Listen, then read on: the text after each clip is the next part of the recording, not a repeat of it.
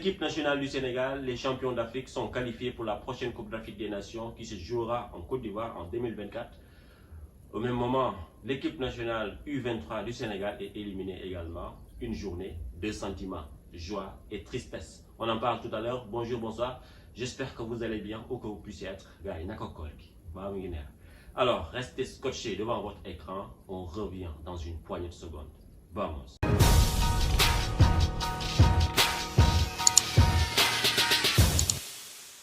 Voilà, on démarre avec la bonne nouvelle. La bonne nouvelle, c'est quoi? C'est que le Sénégal a décroché son ticket pour la prochaine Coupe d'Afrique des Nations qui se jouera en Côte d'Ivoire en 2024, Inch'Allah. C'est une très bonne chose, c'est une qualification logique.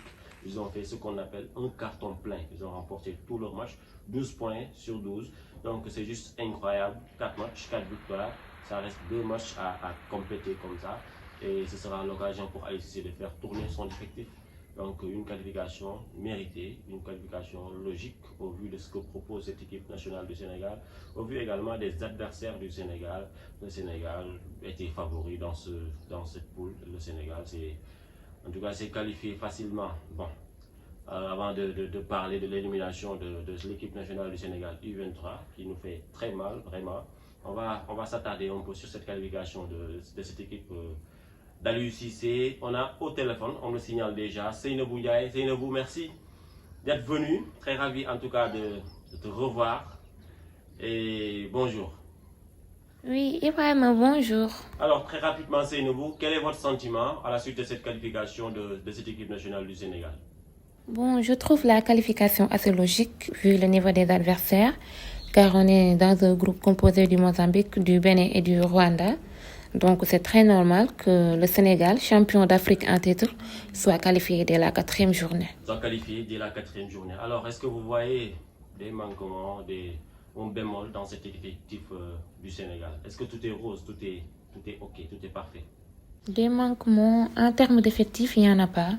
Je pense qu'aujourd'hui, on a tous les profils de joueurs dont une équipe a besoin. Mais des manquements dans le jeu, oui. Lors des 2 dernières rencontres, on a constaté qu'il y avait trop de déchets techniques et trop de mauvaises passes. Il n'y avait pas une identité claire du jeu. Les choix du coach aussi restent incompréhensibles. Voilà, titularisé Niakate dans le couloir gauche alors que tu as Sidibé qui est un latéral gauche de métier sur le banc. C'est incompréhensible. Voilà, à la sortie de Sabaly aussi, on s'attendait tous à ce qu'il soit remplacé par Noah Fadiga qui est un latéral droit. Mais non, le coach a préféré Formose, qui est un défenseur. Et on a tous vu que l'entrée de Formose a carrément déstabilisé la défense. Heureusement que l'adversaire n'était pas au niveau, sinon le résultat ne serait pas le même. Merci Seynabou. Alors on va vite enchaîner avec la rubrique de la Belle Bella. Salut à tous, j'espère que vous allez bien. Bienvenue dans votre rubrique La Chronique de Bella. Le Sénégal est déjà qualifié à la prochaine Coupe d'Afrique des Nations après la victoire sur le Mozambique. 1-0 ce mardi après-midi. Les champions d'Afrique sont allés s'imposer à Maputo pour faire l'essentiel après 4 journées des éliminations. Une qualification méritée en vue des 2 matchs aller et retour. Les champions d'Afrique ont rejoint le Maroc, la Côte d'Ivoire, l'Algérie, la Namibie, l'Afrique du Sud, etc. Aliou Cissé avait convoqué de nouveaux joueurs comme Noah Fadiga, Pape Ousmane Saro et John Lopi. Mais à part le dernier cité, les autres n'ont joué la moindre minute et pourtant l'occasion s'est présentée à l'aller et au retour. Le management du coach Aliou Cissé est de plus en plus critiqué avec des choix souvent incompréhensibles. Certes, le Sénégal gagne et se qualifie pour la prochaine CAN, mais il pêche tactiquement et footballistiquement. Je termine avec une question genre une perspective comme on le fait en dissertation. À quoi ça sert de convoquer des joueurs qui pouvaient être utiles ailleurs et de les mettre sur le banc? Ibrahim Junior Lai, à vous.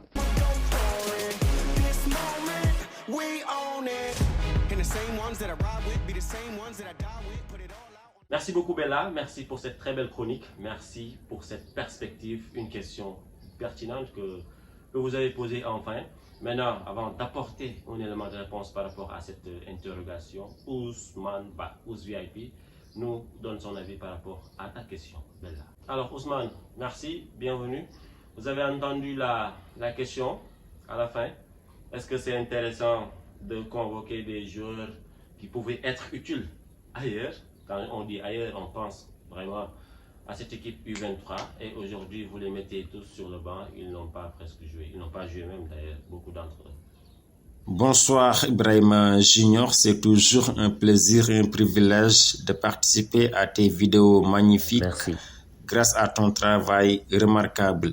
Bon, concernant ta question sur les choix du sélectionneur national Aliou Cissé, le fait de sélectionner des joueurs et de ne pas les faire jouer, moi je dis que c'est incompréhensible. Mais un bon sélectionneur est avant tout un bon manager. Et un bon manager doit savoir faire une revue d'effectifs. Et Aliou Cissé n'est pas un bon manager. Quand tu fais appel à un nouveau joueur, la moindre des choses, c'est de lui accorder du temps de jeu afin qu'il montre qu'il n'est pas là par hasard.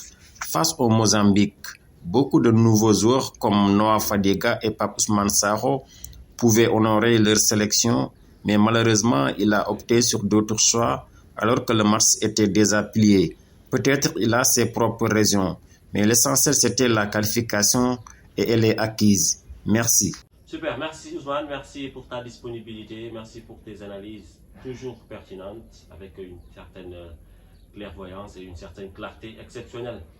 Alors, moi ce que je ne peux pas comprendre aujourd'hui dans cet effectif d'Aliou Cissé, c'est que déjà Aliou Cissé ne prépare pas ce qu'on appelle une alternance générationnelle. Une grande pensée à Ousmane, un doyen à moi, salut à toi. Alternance générationnelle, je ne parle pas de Thierno Bocoum ou autre, je ne parle pas politique. Quand je dis alternance générationnelle, Aliou Cissé, on a l'impression qu'il ne prépare pas l'après Koulibaly, qui est trentenaire, l'après Gana Gueye, qui est un trentenaire, l'après Mendy, qui est trentenaire, l'après Nampalys Mendy, qui est trentenaire, l'après Cheikhou Kouyaté, qui est trentenaire, Sadio Mané, qui va bientôt devenir trentenaire. Aliou Cissé ne prépare pas l'après Sadio Mané, l'après Gana Gueye, etc.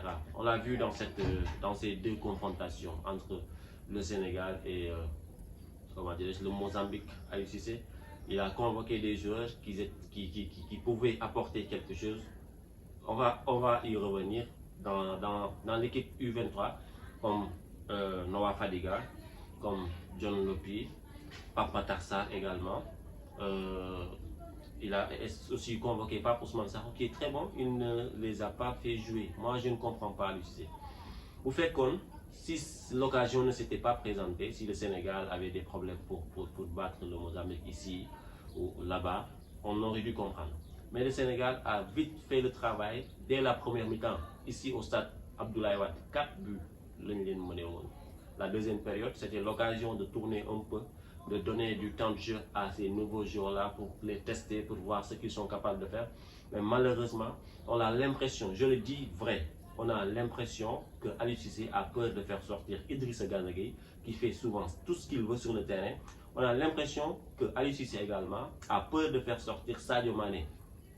On le dit, Sadio Mané c'est notre leader technique, on l'aime énormément, c'est un bon joueur, c'est notre star.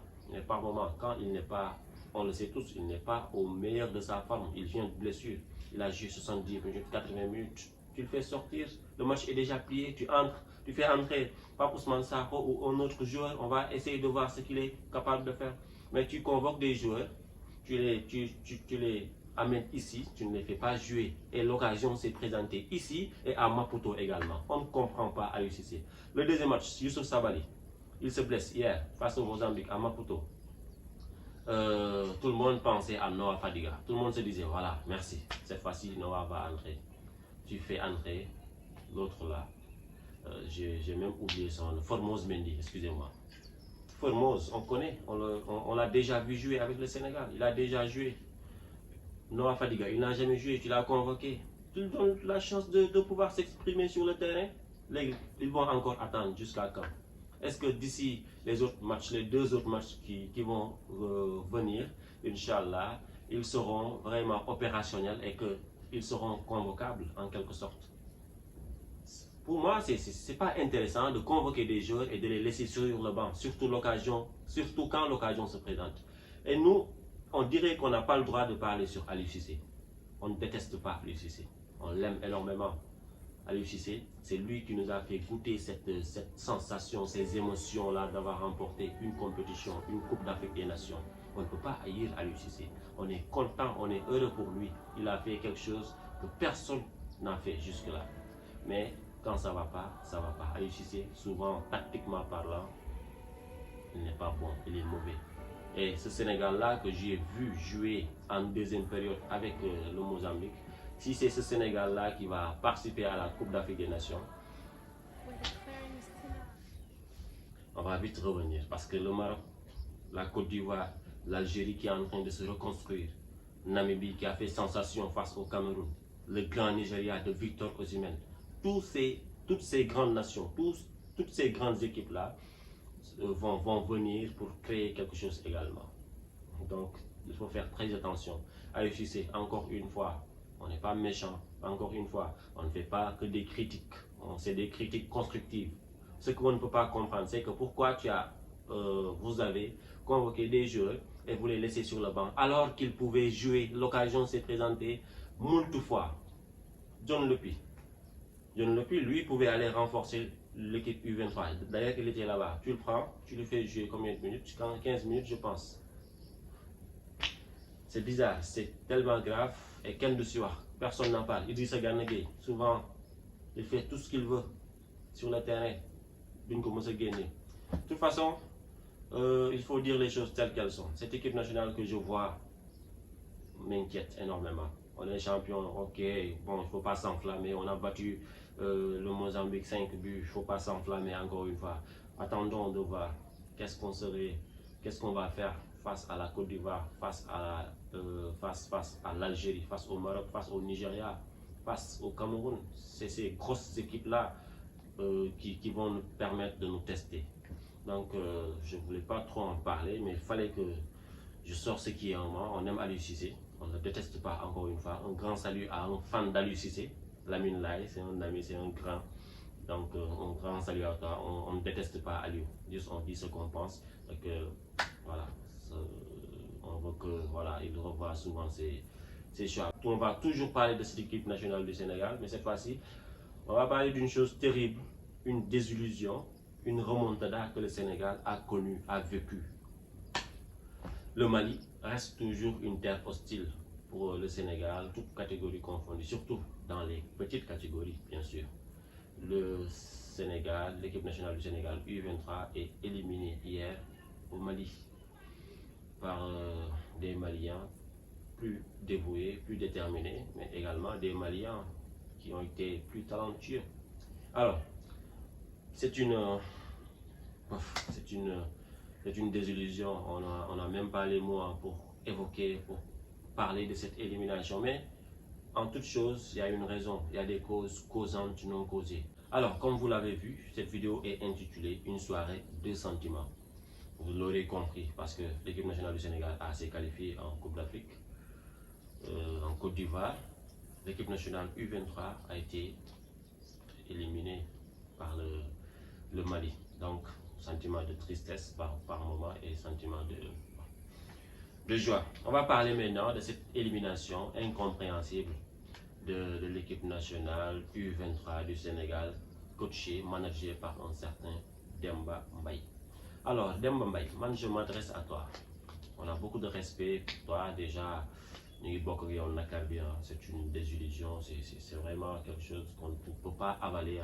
J'imagine la tristesse et également ce que vous êtes en train de vivre actuellement. Mais il y a l'adage footballistique qui dit on ne change pas une équipe qui gagne.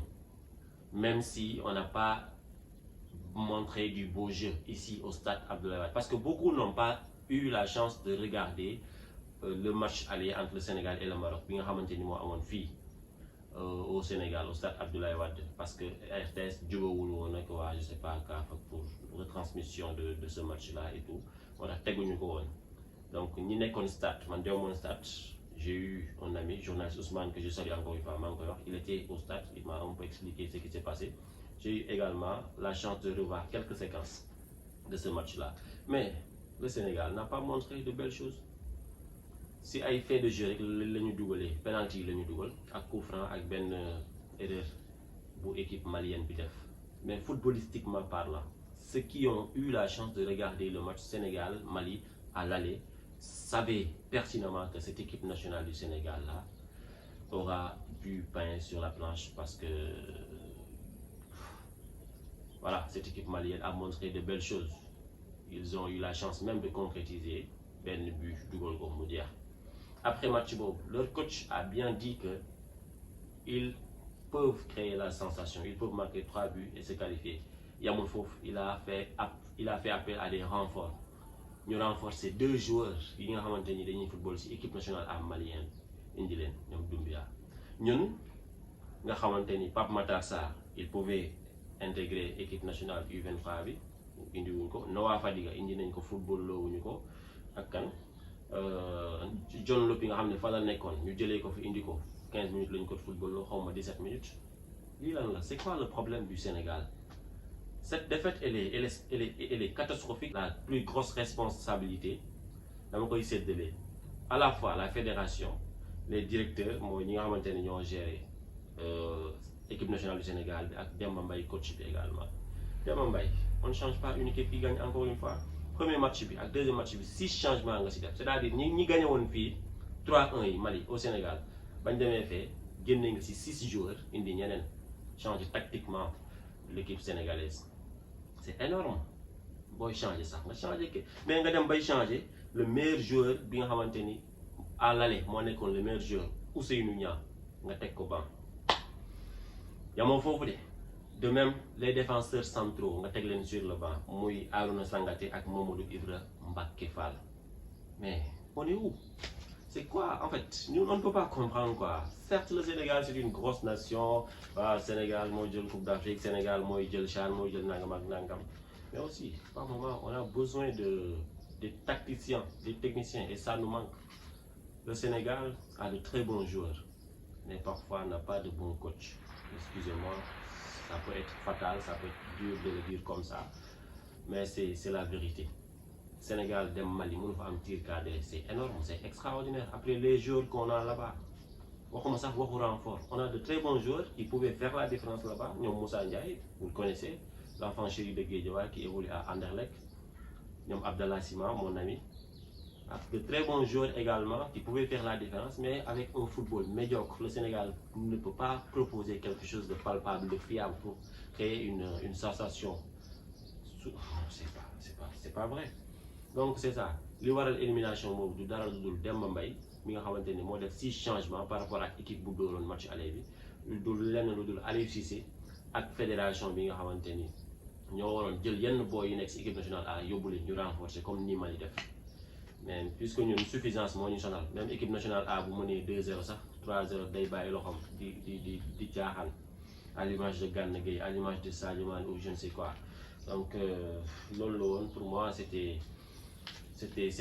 évitable cette élimination. 3-0 au bout des 15 dernières minutes ñu encaissé 3-0 une équipe comme le Sénégal. Là j'interroge un peu leur mental, les joueurs, le coach moom waxaale moo ko sax. Mais bon, ce qui est fait est fait, le coup est déjà passé, mais il faut toujours tirer des enseignements par rapport à cela. Si j'ai bonne mémoire, Joseph Koto avait vécu cette même situation pareil.